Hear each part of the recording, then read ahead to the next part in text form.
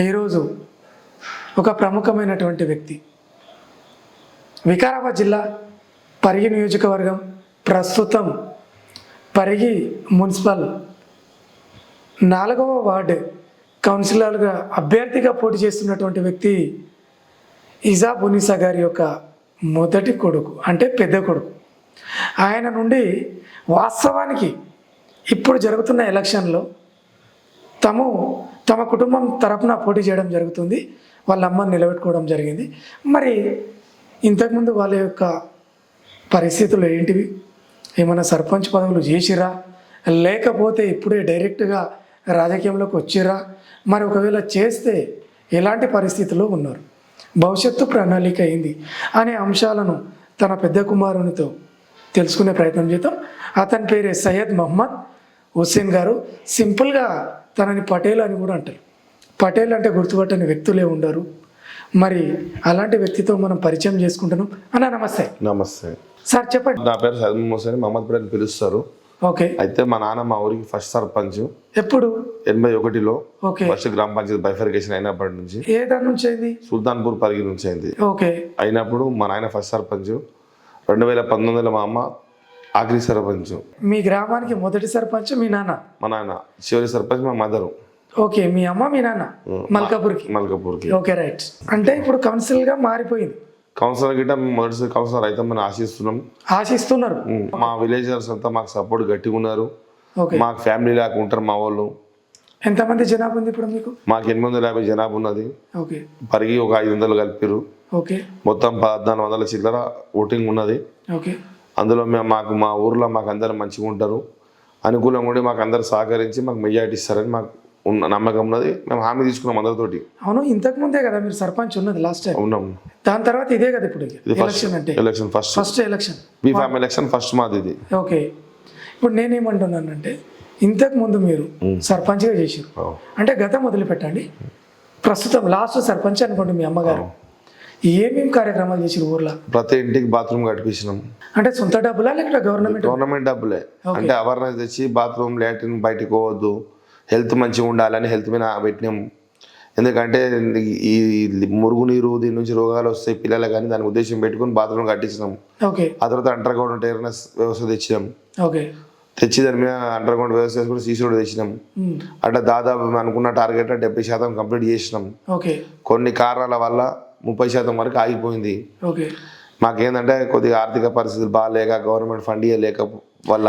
సరే, మీరు ఒక మాట అన్నారు, ఆర్థిక పరిస్థితులు బాగాలేవని మీరు అంటున్నారు. కానీ మీకు 200 ఎకరాల భూమి ఉందని జనాల నుంచి సమాచారం. మాకు 200 ఎకరాలు అంటే మా తాతది ఉన్నది. ఓకే. అందులో 3 భాగాలు ఉంటాయి. మా పెద్ద నాయనకు ఉంటది, మా చిన్న కాకకు ఉంటది, మాకు ఉంటది. ఓకే. అయితే మాకు వేరేది ఎలాంటి ఇన్కమ్ లేదు. ఆ కౌలు పైసల మీదే మేము పని చేసుకుంటాం. ఇంత రెంట్ వస్తుంది, కౌలు వస్తుంది. మాకు హెవీ మెయింటెనెన్స్ ఉన్నది. మా పిల్లలు హైదరాబాద్ చదువుతారు. ఢిల్లీ పబ్లిక్ స్కూల్లో నా పాప చదువుతా 5 లక్షల ఫీజు ఉన్నది ప్రతి సంవత్సరం. నా బాబుకు 3 లక్షల ఫీజు ఉన్నది. నాకు కారు డ్రైవర్ అంటే నెలకి 50,000 అవుతాయి. మేడం గారు ఎక్కడ ఉంటారు? మా మేడం గారు హౌస్ వైఫ్, ఇంటికానే ఉంటారు. ఓకే. అంటే ఇంకొక విషయం అన్న, ఇన్ని చేస్తున్నారు కదా మీరు, ప్రజలకి ఏమైనా సేవలు మీ సొంతంగా స్వచ్ఛందంగా చేస్తున్నారా? చేస్తున్నాం. ఎలాంటివి? హెల్త్ పరంగా చేపిస్తున్నాము. ఓకే. హెల్త్ బాగాలేకపోతే ఇప్పుడు మాకు కావాల్సిన ఉంటే దవాఖాన తొలగిపోతున్నాం, ట్రీట్మెంట్ చేపిస్తున్నాం. ఎంతవరకు అయితే మాకు అయినా కానీ సాయం అయిన కాడికి. అంటే ఆర్థికంగా డబ్బులు ఏమైనా ఇస్తారా? ఫీజు కడతాం మేమే తొలగిపోయినప్పుడు. ఓకే. మేము ఏంటంటే మేము పబ్లిసిటీ చేయం ఇచ్చినాక.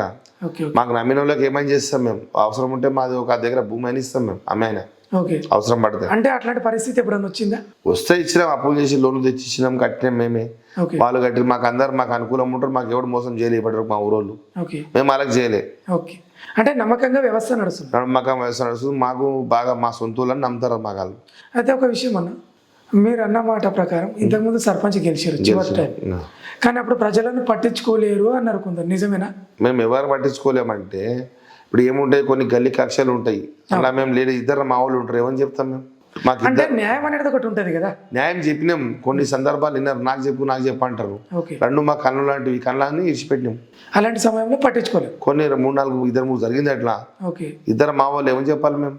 అంటే చెప్తేనే కదా ఇంకా జర ధైర్యం. చెప్తే విన్నారు కదా, ఇద్దరికి ఏమని చెప్పినా ఒకటి దూరం మధ్యలో మాకు, అందుకు హోల్డ్ పెట్టినాం వాళ్ళకి. అంటే ఇప్పుడు ఒకవేళ మీరు ఇది కౌన్సిలర్ గా స్టార్ట్ అవుతుంది, మీరు గెలుస్తానే నమ్మకం ఏమైనా ఉందా? మా 100% గెలుస్తున్నాం మేము. ఎట్లా అంటున్నారు? మాకు అందరు మాట ఇచ్చి ఓట్లు వేస్తామన్నాడు, ఎవడు వేస్తాడో మాకు తెలుస్తానట్లా రిపోర్ట్ చేసుకున్నాం ఎంతమంది ఇస్తారనేది. అంటే ఇప్పుడు ఒక కౌన్సిలర్ అన్నప్పుడు 3 రకాల ఓట్లు అవసరం ఉంటాయి మీకు.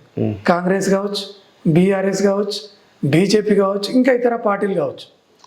అలాని ఎట్లా అడుగుతారు ఓటు మీరు? మేము అందరికీ ప్రతి నమస్కారం చేస్తాం, దండం పెడతాం. వేస్తే వాళ్ళ దయ అయిపోతుంది, వాళ్ళ దయ రిక్వెస్ట్ అడుగుతాం అందరికి. ఓకే. ప్రతి ఇంటికి వెళ్తాం, గడప గడప కడిగి గీమెళ్తాం, అయ్యా మొదటి తప్పు దొరికితే సార్ నుంచి మనం అడుగుతాం. ఓకే, తప్పు జరిగితే అవును, మళ్ళీ ఈసారి వెరిఫికేషన్ చేసుకుంటాం, సరిదిద్దుకుంటాం. దానికి మీకు ఏమున్నా మీకు మేము ఉంటాం, మాకు మీరు ఉండండి. Okay, right. ఈవెన్ యూత్ తోటి మీరు ఎట్లా ఉంటారు అన్న? యూత్ తోటి నేను మంచిగానే ఉంటా. మా తమ్ముడు మా యూత్లో బాగుంటాడు. ఓకే. యూత్ మాకు నమ్ముతుంది, పెద్దలు నమ్ముతారు, మాకు ఇద్దరు నమ్ముతారు, ఊరోళ్ళు నమ్ముతారు మాకు. ఓకే. మాకు అందరు మాకు ఏమున్నా. కానీ యూత్ అంటే యువత ఉన్నది కదా, యువకులను మీరు కొద్దిగా దూరం పెడతారని తెలిసింది నాకు. నేను ఎందుకు పెడతా అంటే పిల్లలు సతాయిస్తారు, వాళ్ళు ఏం చేస్తారు చెప్పిన మాట వినరు. పెద్ద మనుషులు మాటకు వింటారు, పిల్లలు ఏం చేస్తారు వాళ్ళది నడవాలంటారు. ఓకే. ఎందుకంటే ఇంకోటి అందరితో గెలవచ్చు, పిల్లలతో గెలవలేము మనం. వాళ్ళు ఏం చెప్తారంటే వాళ్ళు చెప్పిందే కరెక్ట్ అంటారు. ఓకే. నేను ఏంటంటే కొన్ని విషయాల తప్పు వాళ్ళు చెప్పింది అవ్వలేకపోతా కాబట్టి నేను దూరం ఉంటా. కానీ నాకు నమ్ముతారు. నాకు యూత్ ఏం దూరం అంటే తాగి నేను మందాగాను, వాళ్ళ చేత కూర్చోను. ఓకే. ఏమని ఉంటే పంపిస్తా వాళ్ళకి. యూత్ నాకు సహకారం లేదు, నేను ఎలక్షన్ గెలిచినా యూత్ 100% నాకు సహకారం ఉన్నది. అంటే గెలిచినా అంటే పోయినసారి ఎన్ని ఓట్లతో వచ్చారు మీరు సర్పంచ్? 202 ఓట్లు గెలిచిన. 202 ఓట్లతో గెలిచిన. మొత్తం ఎన్ని ఓట్లు? 470 ఓట్లు నాకు వచ్చినాయి, 270 ఓట్లు వాళ్ళకి వచ్చినాయి వేరే వాళ్ళు. అంటే ఇప్పుడు మొత్తం ఎన్ని ఓట్లు ఉన్నాయి ఇప్పుడు ప్రస్తుతం? మొత్తం 1400 ఉన్నాయి. 1400 చిల్లర ఉన్నాయి. అంటే మీరు ఎంత రావచ్చు అనుకుంటున్నారు? మా కాంగ్రెస్ పార్టీకి నా తరఫు నుంచి 700 ఓట్లు వస్తాయని నేను ఆశిస్తున్నా. అంటే మొత్తం 700, మెజార్టీ 700? మొత్తం 700 వస్తాయి నాకు. ఓకే. మెజార్టీ ఎంత ఉండొచ్చు? 150 రావచ్చు, 200 రావచ్చు, 50 రావచ్చు. మొత్తంలో గెలుస్తున్నా. మొత్తానికి గెలుస్తున్నా 50 నుంచి 300 వరకు రావచ్చు నాకు. Okay, right. ఓటర్లు కనకరించినటువంటి ఓటర్లు వేసిందమే ఉంటుంది, మనం రిక్వెస్ట్ చేస్తున్నాం. ఓకే. ఎవరు వేస్తారు ఏం వేస్తారో వాళ్ళ మనసులో మాకు తెలియదు కదా. ఇప్పుడు క్యాండిడేట్గా మీ అమ్మని నిలబెట్టారు అంటే కొందరు అభిప్రాయం నేను సర్చింగ్ చేయడంలో ఏమనిపించిందంటే ఏజ్డ్ ఆమె అంటున్నారు. దీని మీద మీరు ఎట్లా స్పందిస్తారు? మా అమ్మ ఏజ్డ్ ఏం లేదు, ప్రతి ఒక్కరికి మా అమ్మ అనుకూలం ఉంటుంది. ఓకే. పోతే వచ్చిన బిడ్డ కూర్చొని నీళ్ళు ఇచ్చి అన్నం తినవరా అని అడిగి ఏమన్నా పని చేసి పంపిస్తుంది. ఓకే. ఫోన్ చేసినా మా మనమడి చేసిన, అల్లుడు చేసిన, తమ్ముడు చేసిన గట్టిగా మాట్లాడుతుంది. ఓకే. మా అమ్మ ఎవరు చూడదు, తేడా వస్తాయి. న్యాయం కాడి గట్టిగా పోట్లాడుతుంది, ఆమె ఎడ్యుకేటెడ్ ఉన్నది, అధికారులు గట్టిగా చెప్తుంది పని చేయాలని. అంటే ఆమె ఎంబీబీఎస్ డాక్టర్ అని విన్నా, ఇంతవరకు నిజం? ఎంబీబీఎస్ డాక్టరే కానీ మా నాయన ఆ రోజుల్లో పని చేయొద్దని మా నాయన జీపీనీ లేదు. మన దాన్ని 30 మంది జీతాలు బిడ్డ మనం ఎందుకు చేస్తాం జాబ్ కొంత నౌకరీ అని చెప్పారు. అప్పుడు జీతాలు తక్కువ ఉండేది, వ్యవసాయం పెద్ద బిజినెస్. అప్పుడు ఇండస్ట్రీస్లో వ్యవసాయమే పెద్ద ఆదేవారు కదా.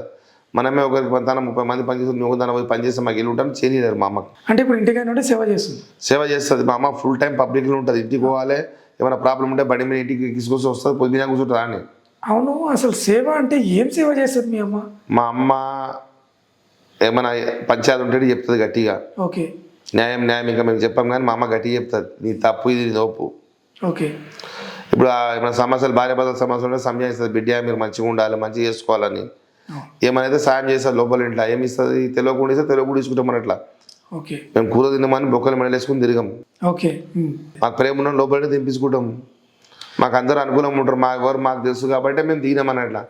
మేము అందరూ అడిగినా మెట్టా మేము ఆడుతున్నాం, మేము చేస్తున్నాం మనం. అంటే ఇంకొకటి ఏంటంటే మీ అమ్మ అంటే నేను చూసిన 2-3 రోజుల నుంచి 2-3 రోజులు రెగ్యులర్ ఏ రోజు తోటి 3వ రోజు కొందరు పేషెంట్స్ లాగా వస్తున్నారు మీ ఇంటికి. ఏం చేస్తుంది వాళ్ళకి? మా అమ్మ నీరు సంబంధించిన పెరలైసిస్కి మంచిగా చూస్తుంది. ఓకే. పక్షవాతానికి ఏమైనా బ్రెయిన్లో ట్యూమర్ ఉంటే గోళీలు రాస్తుంది. మా అమ్మ స్లో ట్రీట్మెంట్ చేస్తుంది. ఓకే. కానీ కంపల్సరీ క్యూర్ అవుతారు వాళ్ళు. ఓకే. కల్వా కొడితే హైదరాబాద్ ఏళ్ళు వస్తారు మా అమ్మ, దాని ఇక్కడ లోకల్ ఉంటారు, అదర్స్ ఎక్కువ ఉంటారు. ఇంకోటి జ్వరం బోరం వస్తే చూస్తలేదు మా అమ్మ. కరోనా నుంచి బంద్ చేసుకున్నది, చేత అయితే లేదు. కరోనా భయపడింది మా అమ్మ, నాకు మంది తగ్గుతాయేమని తగ్గించుకుంది బాగా. ఓన్లీ మేజర్ ప్రాబ్లమ్ చూస్తుంది. నేను ఇప్పుడు మీతో ఇప్పుడు ఇప్పటి వరకు ఒక ఎత్తుగా క్వశ్చనింగ్ చేస్తే ఇప్పుడు భవిష్యత్తు ఏ విధంగా అంటే ఇన్ కేస్ మీరు కౌన్సిలర్గా గెలిచిండ్రే అనుకోండి, ఎట్లా ఉండబోతుంది భవిష్యత్తు? మేము గవర్నమెంట్ ఇచ్చే ప్రతి స్కీమ్ కొట్లాడి తెచ్చి జనాలకు అందిస్తాం. ఓకే. ప్రతి ఒక్కరికి ఇల్లు కట్టిస్తాం. ఇప్పటి వరకు ఇందిరమ్మ ఇల్లు ఎన్ని వచ్చినాయి? 10 వచ్చినాయి. మతాన కడుతున్నారా? 9 కడుతున్నాం. ఓకే. ఇంకొకటి ఏమైంది మరి? ఒకటి జర ప్రాబ్లం అంటే వాళ్ళ మదర్ చచ్చిపోయింది, పేరు మీద వస్తే పెండింగ్ ఉన్నది. ఓకే. అది ఎలక్షన్ తర్వాత ఇలాంటి కట్టిస్తాం మేము. అంటే ఇచ్చిన ఈ 10 ఇండ్లు పేదోళ్ళకి ఇచ్చారా నీ మాట వినేటోళ్ళకి ఇచ్చినావా? లేదు పేదోళ్ళకి ఇచ్చినాం. కావాలంటే వాళ్ళకి ఇంకో ఇల్లు లేని వాళ్ళకు ఒకడు బీఆర్ఎస్ పార్టీకి తిరుగుతాడు వానికి ఓటు ఇచ్చినాం. అంటే మొత్తానికి పేదోళ్ళకి ఇచ్చారు. పేదోళ్ళకి ఇచ్చినాం. ఇప్పుడు మీరు రేషన్ కార్డులు ఎన్ని వచ్చినాయి మీకు కొత్తగా? మాకు 40 వచ్చినాయి, ఇంకా 30 పెండింగ్ ఉన్నాయి, 32 పెండింగ్ ఉన్నాయి. ఓకే, ఇంకా ఏమైనా పెన్షన్స్ కానీ ఏమన్నా? పెన్షన్స్ 15 మందికి లేవు మా తాన. ఓకే అవి చేపిస్తాం ఖచ్చితంగా. ఓకే, మీ ఊరి యొక్క పరిస్థితులు అంటే ఉద్యోగులు ఎంతమంది? మా ఊర్లో ఉద్యోగాలు 30 పైన పోలీసు వాళ్ళు ఉంటారు. ఓకే, ఒక 8 మంది 7 మంది టీచర్స్ ఉంటారు. కరెక్ట్ మనకు తెలియదు, ఎందుకంటే ఈ మధ్యలో కొత్త ఉన్నాయి జాబులు. అవును. ఒక 2 హోమ్ గార్డులు ఉంటారు, 2 విఆర్ఓలు అంటే జీపీఆర్ఓలు 2 జీపీఆర్ఓలు ఉంటారు, ఓకే, ఒక 2 అటెండర్స్ ఉంటారు. ఓకే, రిటైర్డ్ అటెండర్లు 2 ఉంటారు మా ఊర్లో. అంటే మొత్తానికి ఉద్యోగ వ్యవస్థ కూడా బాగానే బాగుంది. మా తన ఎడ్యుకేటెడ్ గిట్ట మా తన అక్షరశాతి 90% ఉంది మా విలేజ్లో. ఓకే, అక్షరాస్యత 90-95% ఉంటుంది. 5-10% పాత వాళ్ళకి చదువు రాదు, ముసలిళ్ళకి పెద్దలకు. అంటే నేను విన్న మాట ఏంటంటే మీ డాడీ ఉన్నప్పుడు విద్యాశాతం అంటే అక్షరాస్యత శాతం మా మదర్ దాన్ని కృషి చేసింది, మా డాడీ కాదు. ఓకే, ఎందుకంటే మా మదర్ ప్రతి ఒక్కరు ట్యూషన్ చెప్పి, మా డాడీ ట్యూషన్ చెప్పింది. ప్రతి ఒక్కరికి బుక్కులు తెప్పించి, మా నాన్న అప్పుడు మా నాన్న బాగా డబ్బులు ఉండేది. మా నాన్న బాగా కాంట్రాక్ట్ పనిచేసి సంపాదిస్తుండే. ఆ ₹1-2 కాపీలు ఉండే తెచ్చి 2 కాపీలు పలకి ఇప్పించి స్కూల్కి పంపేయడం అంటే మా మదర్ చేసింది. అంటే ఇప్పుడు పెంచినట్ట తగ్గించినట్ట అక్షరాస్యతను? మా పెంచినట్లేదు మేము. మా మదర్ ఎంతకించి వచ్చింది? అప్పుడు చదువుకున్న వాళ్ళు మా తాన లేరు. మా తాన 2008 కంటే ముందు ఒక ఎంప్లాయీ లేడు. ఓకే, మా నాన్న వచ్చిన తర్వాత అక్షరాస్యత పెంచినాము. బానిసత్వం నుంచి విముక్తి చేసిండు మా నాయన. ఓకే, ఎస్సీలకు అందరికి ఇల్లు కట్టించిండు, 50 ఇల్లు అప్పట్లో ఇందిరాగాంధీ పీరియడ్లో. ఓకే, అప్పటికి కూడా కాంగ్రెస్? మీరు కాంగ్రెస్ మేము ఇందిరాగాంధీ కాస్త మనసులము. అప్పట్లో క్యాబినెట్ మినిస్టర్ ఆమెచిరిపు ఉండే ఆయన చూసుడు మా నాయన. మా నాయన అని చెప్తే అదే వినాలి. ఓకే, మినిస్టర్ చెప్పింది వినకుండా మా నాయన చెప్తే మినిస్టర్ ఇంటుండే. అయితే ఇంకొకటి సార్, ఇప్పుడు నేను అనేది ఏంటంటే ఫైనల్గా భవిష్యత్తులో మీరు కౌన్సిలర్గా కానీ గెలిస్తే మీ గ్రామాన్ని ఏ విధంగా అంటే మల్కాపూర్ మా ఊర్లో నీట్ అండ్ క్లీన్ చేస్తాం మా ఊరిని. ఓకే, అక్షరాస్యత మీద ఫోకస్ పెడతాం. ఓకే, ఈ జాబులు లేని వాళ్ళకు ఏమైనా పిఎంజిపి కింద ఓకే, ప్రైవేట్ పరమైనటువంటి ఉద్యోగాలు, ప్రైవేట్ పరమైన ఉద్యోగాలు బిజినెస్లు చూపిస్తాం. ఉద్యోగాలు కష్టం, మా తాను చేయరు. ఓకే, వాళ్ళకి ఏమున్నా మేము ఆర్థికంగా చేసి ఏమైనా బిజినెస్లు పట్టిస్తాం అన్నట్లా. ఓకే, ఫోటో స్టూడియోలు కానీ, ప్రెస్సింగ్ కానీ, మన వెహికల్స్ కానీ. మా తన లారీలు గిట్ట బాగున్నాయి, ఒక 15 డ్రైవర్స్ ఉన్నారు. ఓకే, వాళ్ళకు ఎంటుంటాం అన్నట్లా. వాళ్ళకి ఏమైనా ఆర్థిక సాయం అంటే మాకు ఆల్రెడీ మా కాళ్ళకు టచ్లు ఉన్న కొంతమంది మా వాళ్ళు 10-5 తీసుకుంటాం, ఇస్తాం. వాళ్ళకి బిజినెస్ డెవలప్ చేస్తాము. ఓకే, ఇంకా ముఖ్యంగా ఏంటంటే బీదోళ్ళకి ఇల్లు కట్టేయాలని నా ఆశ. ఓకే, అందుకే ఎమ్మెల్యే గారు రిక్వెస్ట్ చేసి 70 ఇల్లు తీసుకున్నా. ఓకే, అవును. ఆ 70 ఇల్లు ఈ సంవత్సరం లోపల కట్టిద్దామని నా కళ. ఓకే, డబ్బులు లేనలోకి నేను సొంత పైసలు పెట్టి 5 లక్షలు ఏమైనా 10,000 తక్కువ అయిపోతే కలుపుతా. ఓకే, 10,000 లక్షలు ఏం కలప, 10,000 20,000 పెట్టి కలిపి కట్టిస్తా. నా చేతితోటి కలిపి ఉండి కట్టిస్తా. ఓకే, సాయం చేస్తాను. అట్లంతా సాయం చేయగలుగుతాను ప్రతి ఒక్కరికి. ఎవరైతే బలహీనులు ఉన్నారో ప్రతి బలహీనునికి ఇల్లు ఆర్సీసీ కట్టియడం, ఇందిరమ్మ ఇల్లు ఇప్పించడం నా ఒక లక్ష్యం.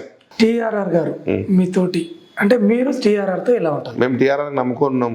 ఓకే, మాకు టిఆర్ఆర్ ఈ 10 సంవత్సరాల కాలంలో అన్ని పనులు చేసిండు. ఓకే, మాకు ఈ 15 సంవత్సరాలు టిఆర్ఆర్ ఏ దానికి ఎంట కోలేడు. ఆయన సొంత పని అయినా చేసిండు, అధికారిక పని అయినా చేసిండు. మాకు సొంత పిల్లలాగా చూసుకోండి. మాకు ఓకే, మాకు మా ఇంట కార్యకర్తలకు ప్రతి ఒక్కరికి టీఆర్ఆర్ కుణం పడతాడు. మధ్యలో సుమారు 20 మంది కార్యకర్తలు, 12 మంది కార్యకర్తలు టీఆర్ఆర్ పోతుంటారు, వస్తుంటారు. అలా ముఖ్యంగా అఖిల్ కుమార్ ఉండు, కుమార్ ఆంజనేయులు ఉన్నాడు, మల్లమ్మ నరసింహ ఉన్నాడు, ప్రతాప్ కుమార్ ఉన్నాడు, మన శంకర్ రాజు అని ఉన్నాడు, కుర్వ మల్లేష్ ఉన్నాడు, కుర్వ విశ్వనాథం ఉన్నాడు, కుమార్ మాణిక్యం, కుమార్ జంగాయ అని బ్రదర్స్ ఉన్నారు. ఆ తర్వాత మనకు చాలా మంది మాకు మా ఊర్లో సహకరిస్తారు. సాదక్ భాయ్ అని ఉంటాడు, మా ముస్లిమ్స్ ఆయన పెద్ద మనిషి దాకా ఉంటాడు. అట్లా కాజా పాషా అని చాలా మంది మాకు అవుట్రైట్గా పనిచేస్తారు. టీఆర్ఆర్ డైరెక్ట్ పోయి సార్ అని కలిసి వస్తారు. మా ఊరు నుంచి 20 మంది కార్యకర్తలు, మా దగ్గర గట్టి కార్యకర్తలు ఉండు. అవును, అట్లా డైరెక్ట్గా కలిసి వస్తే నీకేమి ఇబ్బంది? నాకేం ఇబ్బంది, చెప్పిపో అనేది ఏం లేదు. అట్లేం లేదు. నాకు దాచి మూసేది ఏం లేకుండా వాళ్ళు నాకంటే ముందు చేస్తారు, పని చేసి నాకు చెప్తారు, పడేలు చేసి పెట్టినామని. ఓకే, అంటే కొందరు ఉంటారు కదా, నాకు అట్లేం లేదు. మా కార్యకర్తలు అందరూ ఎదగాలి ఉంది. ఇంకా వాళ్ళు ఎదుగుతూ నేను ఇంకా ఎక్కువ ఎదుగుతాను అట్లా. Okay, right. వాళ్ళు కౌన్సిలర్కి వస్తే నేను చైర్మన్కి పోతా. ఇప్పుడు చివరిగా నీ వార్డు కౌన్సిలర్ ఓటర్లకు ఏం చెప్పగలుగుతారు? రిక్వెస్ట్ ఓటర్లకు ఇన్సుమిన్సు నాకు 80% ఓటర్లు నాకు అనుకూలంగా ఉన్నారు. అందులో ఇల్లు టైట్ చేస్తే 10% పోతారు. ఓకే, నా ఓటర్ నాకు ఉన్నారని ఈ ధీమతోటే నేను ఉన్నా. అంటే గెలుస్తారని అభిప్రాయం ఉంది. నేను గెలిచినా గెలవకున్నా పని చేస్తానని ఓటర్లకి తెలుసు. ఖచ్చితంగా గెలుస్తారు. ఖచ్చితంగా అవసరం ఉంటే నా దగ్గర ఇక్కడ భూమి అమ్మని ఈ మాట రిలేట్ దినాల్లో ఉన్నాయి. ఓకే. నేను ఇచ్చిన మాట తప్పను. ఒక రోజు లేట్ అయినా లాభమే చేస్తా, పెండింగ్ వెయిటికెటే చేస్తా. ఓకే. మొత్తానికి ఇప్పుడు వచ్చే ఫస్ట్ కౌన్సిలర్ ఎవరనొచ్చు? మేము అనుకోవచ్చు. ఓకే.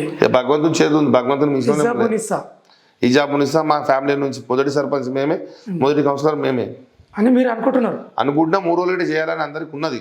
ఓకే. మాకు ఊర్లో చాలా మంది మా ఫ్యాన్స్ ఉన్నారు. కొందరు మాకు వ్యక్తిగతంగా ఈరోజు పార్టీల పరంగా మాకు ఓట్లే తప్ప మాకు 100% మాకు మేమంటే అభిమానమే. Okay, right. అయితే ఒక్క డౌట్ మీ గురించి ఏంటంటే, మీరు మంత్రులైనా పెద్ద అధికారులైనా డైరెక్ట్గా వెళ్ళి కలుస్తారు అని అంటున్నారు. అంటే నేను అప్పట్లో తిరిగిన రామరెడ్డి తాన కాబట్టి రామరెడ్డి తాను వచ్చే వరకు మొత్తం నాకు కూనం పడుతుంది. నేను అందరికీ అయ్యా అప్ప నమస్తే పెడతా, నా మాట కాదని చెప్పారు. ఓకే. నేను ఆఫీసర్ తోడు కూడా మంచిగా ఉంటాయి. ఎందుకంటే మా మల్కాపూర్కి మా అమ్మ సర్పంచ్ ఉన్నప్పుడు అవసరం వ్యవస్థ కలెక్టర్ గారికి 10 సార్లు పిలిపించిన. అయితే ఇంకొక విషయం సార్, యువకులకు నువ్వు ఇచ్చే సందేశం ఇది ఫైనల్. యువకులకు చదువుకోవాలి, జాబులు కొట్టాలి, ఒకటే నేను చెప్పేది. ఫ్యామిలీని ఆర్థికంగా పెంచుకోవాలి. జాబులు కొడితేనే ఈ రోజుల అన్నిటికంటే ఏంది జాబు, ఓకే, లేకుంటే బిజినెస్. ఓకే. వ్యవసాయాలు అయితే పోయినాయి, వ్యవసాయ కూలి పరిస్థితులు లేవు, ఇప్పుడు భూములు లేవు, మతాన మొత్తం కమర్షియల్ అవుతున్నాయి. ఇంచుమించు అందరు భూములు అమ్ముకుంటున్నారు, ఒక బంగ్లా ఒక కార్డు కట్టుకుంటున్నారు. రైట్. ఇప్పుడు ఫైనల్గా ఏంటంటే ఓటర్ మహేషీలకు మీరు రిక్వెస్టింగ్ ఏ విధంగా ఉంటుందో చేయండి. మా 4వ వార్డు కౌన్సిలర్గా మా అమ్మని వేయడం జరిగింది. మా సయ్యద్ మల్కాపూర్ ప్రజానీకానికి, మా పెద్దలకు, సయ్యద్ మల్కాపూర్ పెద్దలకు, చిన్నలకు అందరికీ ఒకటే నా అమూల్యమైన ఓటు మాకేసి గెలిపించగలరని కోరుతున్నా. దయచేసి మీరు అందరూ నా గురించి ఆలోచన చేయండి. మీకు ఇచ్చిన మాట తప్ప నేను ఇప్పుడు ఏమున్నా మీకు ప్రస్తుతంగా మీకు చెప్పిన పనులు అన్ని చేస్తానని మనవి చేస్తున్నాను.